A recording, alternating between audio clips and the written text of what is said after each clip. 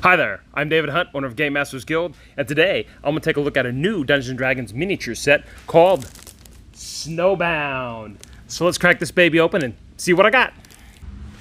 Okay, welcome back. Today we're going to open up a box of SnowBound for Dungeons & Dragons Icon of the Realms. So this miniature set, I went ahead and opened it already so that way I can show you the miniatures that I opened. Now as always though in my videos, up in this corner right here, on this side of the screen, I'm actually going to show you me physically opening these boxes so you can see what I opened and what I pulled are exactly the same thing. Now, it might not be a big deal for most of you, but I know some of you out there are sticklers, and I just like to show you that from a sealed case, this is what you're possibly going to get, not some crazy pipe dream that somebody orchestrated. Okay, so first things first, before I start showing you miniatures, I went ahead and opened a booster brick of them, and I got 4 per box, and I've got 32 in total, 32 miniatures in total. Now sometimes with these sets you can expect to get 1 or 2 extras occasionally through mispacking or something, but this time I didn't have any extras show up, which is kind of a bummer because it's always fun to get extras. And I did have some miniatures that had some problems with them when they came out of the box, but well, it's to be expected, and I think it's relatively minor, more or less. But let's go ahead and get going. So the first thing we're going to look at is small base miniatures. So I got 6 small base miniatures. The first of them is this Chartalon Pseudo Dragon. And he's really cool, sitting there on a spell book. I like that it's got words written on it and everything. Pretty nice. Very good detail. At first I wasn't sure. I thought maybe it was even like a Silver Dragon Wormling or something, but nope. Chartalon Wormling, pretty cool. Next, I've got this Goblin, who is actually a named character, and he's pretty neat. You can see he's all done up in his cold winter garb. And this is Spellix Romwag. Romwag? Romwad. Spellix Romwad. Here we have a Griffin hatchling. Now how cool is this? This is definitely something that I have not seen before ever produced. That is really cool. A little Griffin hatchling. You can tell he's looks like he's brand new. Looks like he's just been hatched. He's just getting his legs and trying to figure out what to do with these extra wings he's got on his body. Then we have some Mephits. This is an ice Mephit. I suppose in a pinch you could use him as a steam Mephit. And I like now how they're making these miniatures where any miniature that's flying or jumping or doing something like that, they've got this extra clear piece that goes up and connects to the miniature. It's not just a small rod that breaks. It's actually molded on there, so it's much, much less likely that you're going to have a breakage. Now for the first of my duplicates that I had, which I didn't have too many in this set, I had got 2 Dust Mephits. And Mephits are kind of cool. I don't use them a whole lot, but they're nice low CR creatures that are kind of unique. And getting 2 of them, I don't think it's a problem, honestly. These guys are kind of neat, and you could definitely utilize these as some low-level fill in your games. Okay, and so that's it for all the tiny bases. Now let's move on to the medium base miniatures. Okay, the next duplicate I had was actually this Skeletal Sentinel.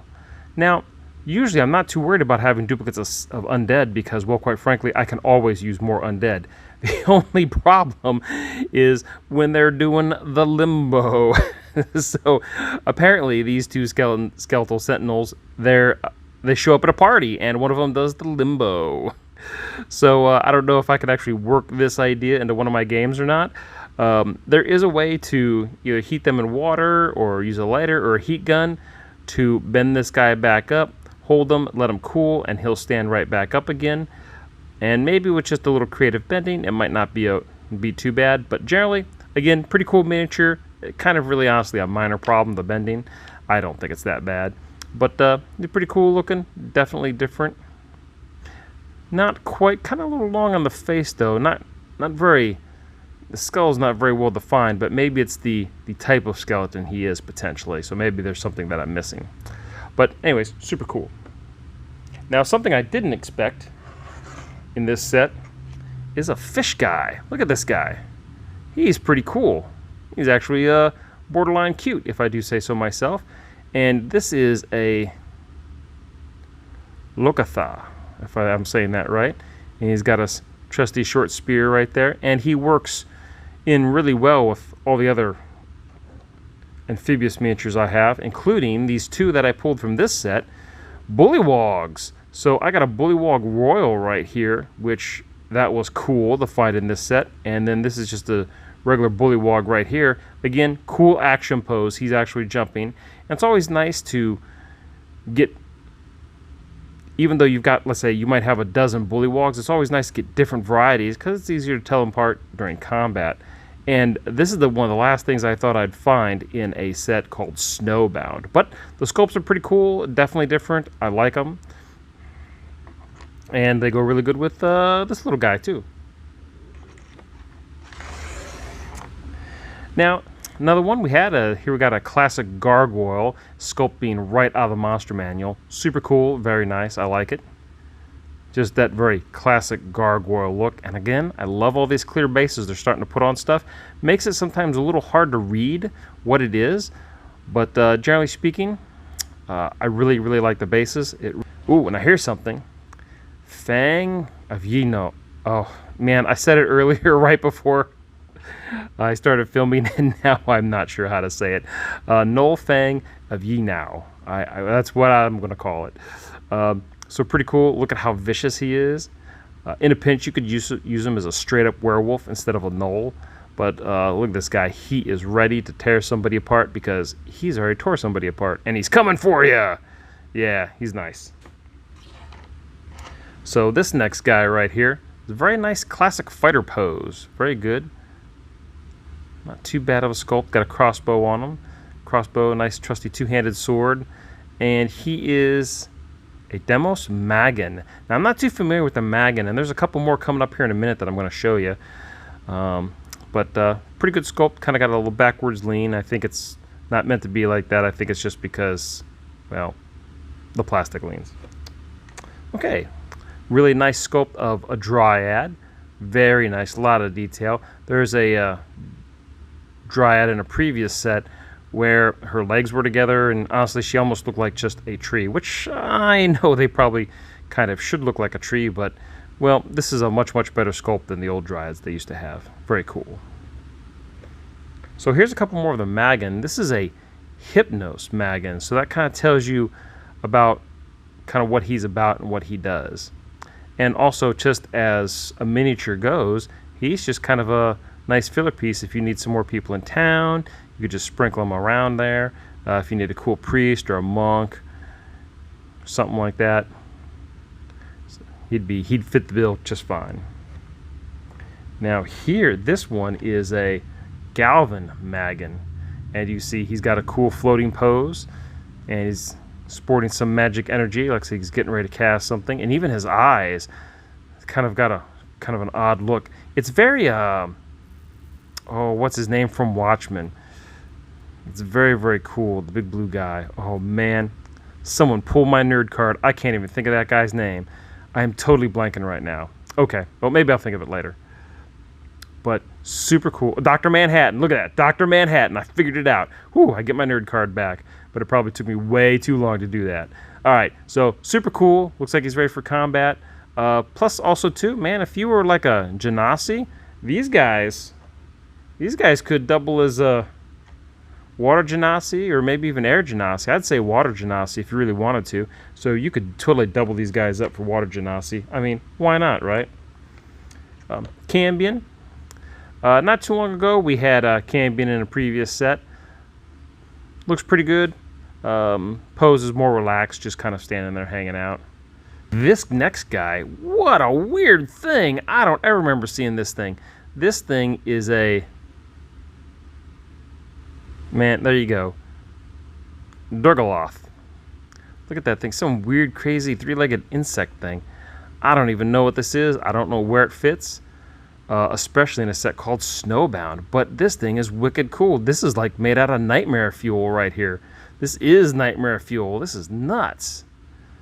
You know, it makes me think of something maybe 3 Keen would have holed up, like some kind of weird insect berserker or something like that. Okay, now here's something for the Underdark, and this is one of the Quackoffs. I believe I'm hopefully saying that right. Definitely a really good sculpt.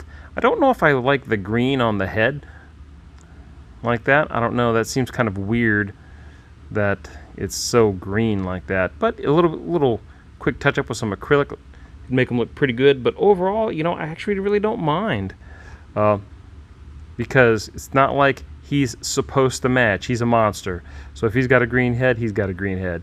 And of course, maybe in SnowBound, maybe this is their version of the Grinch. So who knows? But pretty cool. Definitely nice. We have a really good sculpt of a Quackoff now. This next guy is a Drugar, and this is a Drugar Hammer. So he almost looks like some kind of weird Warforged, or almost like a servitor, like from Warhammer 40k, built for a very specific purpose. And I don't know anything about these guys or their history or backstory, but definitely a pretty cool piece. And look at that, he's got a big old double claw there, probably for moving ice blocks or something like that. Who knows? Or stone.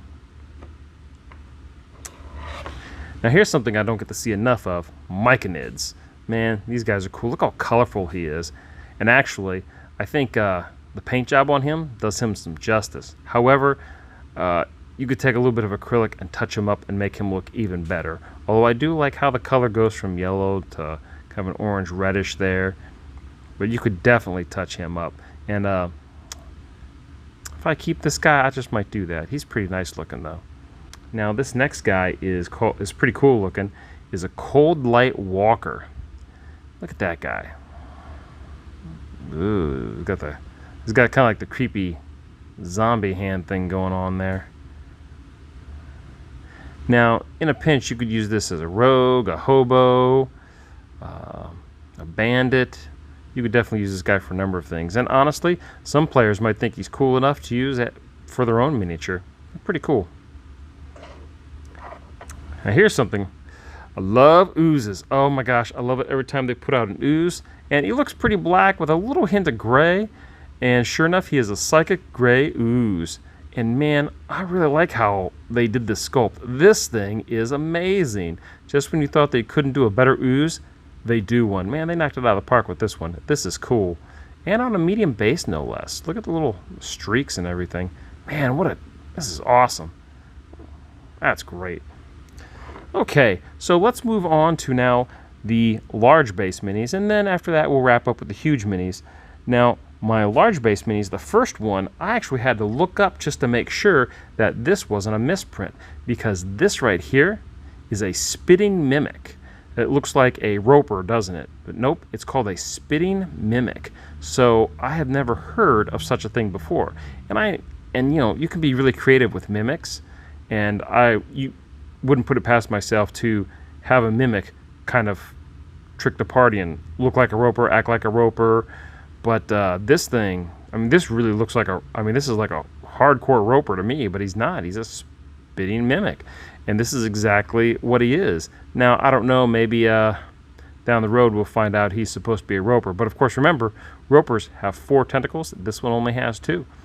But what's nice is if you don't have a roper, in a pinch, you could throw this guy down and use him as a roper.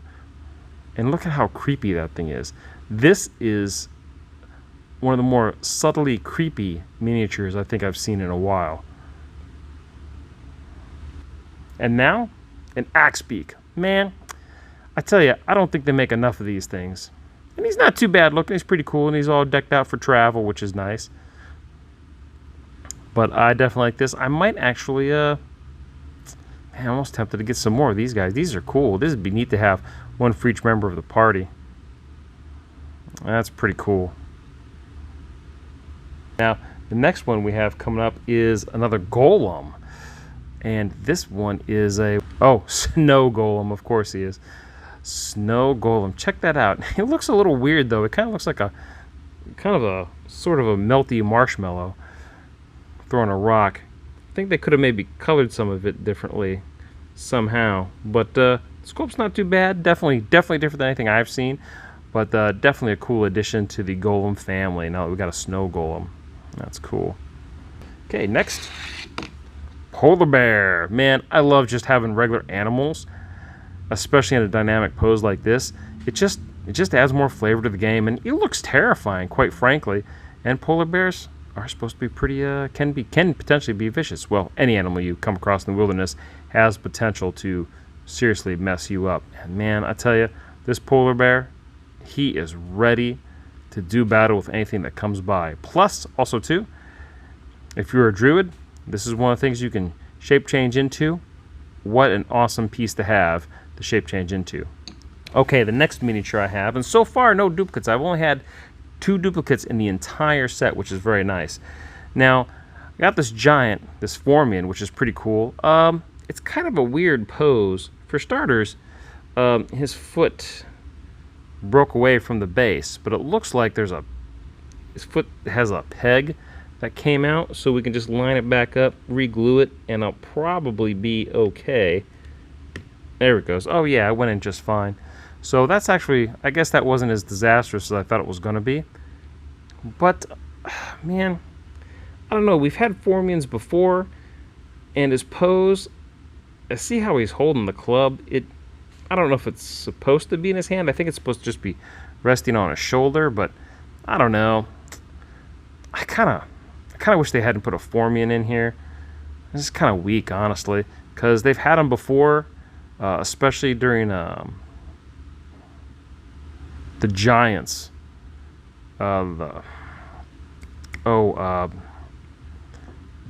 Storm King's Thunder, that expansion, because they had Formians there, and it is cool to get a pre-painted one.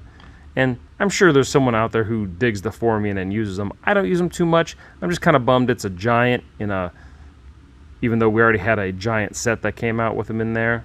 I just think it's kind of unnecessary. But, however, I'm going to stop being negative. He's pretty cool looking. He's like, ah! And he's coming for you. Yeah, pretty nice. All right, let's move on. I talked enough about the Formian. All right, this guy, we got Stone Giant. Look at that guy. Pretty cool. He is ready to go to town, and he looks like he's kind of doing some stretches too. Okay, pretty cool. Very good sculpt. I like his face. Very nice. A lot of personality in that face. Okay. And next we got the Warforged Titan. Look at this thing. This thing is ridiculously amazing. If you play Eberron, you're going to want this Warforged Titan in your collection so you can use it. And honestly, even if you don't, he could be some kind of crazy dwarven creation. He could be the product of some evil sorcerer, or maybe someone from Eberron came and brought him with. Now, you could also, in a pinch, anything mechanical like this, I like to throw in with my Modron collection, because why not? I know there's a hierarchy with the Modrons. You got the Modron, you got the Duodrone, the Tridrone, so on and so forth. But to me, you know, why can't I throw something else in there that's kind of weird and off the wall? Pretty cool. Really neat. Totally worth it. Now, the last piece is by far the coolest piece of the set. And I lucked out and I got it. I'm going to have to be real careful moving it in here. This is the Goblin Battle Wagon. Look at this thing. This thing is amazing. So it's got these 2 polar bears here. These 2 polar bears with their harnesses and these tusks. The tusks each hook into the wagon, and the rest of the ropes hook into the wagon right there, and they're movable. You can kind of move these guys around, kind of set them up however you need to, and they look pretty cool. They look pretty ornery for polar bears. They're ready to go. Let's take a look at this wagon. Let's kind of move this thing around a little bit. Look at this thing, man. It is crazy looking.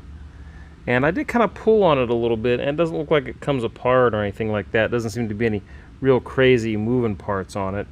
But it is by far one of the coolest things I think I've seen come out of one of these booster bricks. Really, really neat. What a cool piece. Definitely one to have for the collection, and something really cool to use. Totally neat, man. What a great piece to end on.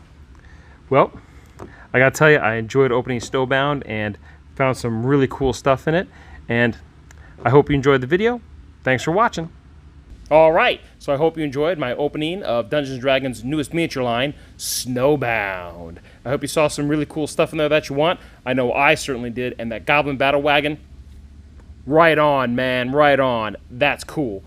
And also, too, maybe you'll get lucky like me and get the Limbo Skeleton. But hey, you never can tell what you're going to get in a box of Icons of the Realms, SnowBound. I'm David Hunt, owner of GameMasters Guild, thanking you for watching and telling you to stay safe, play great games, and I'll see you real soon.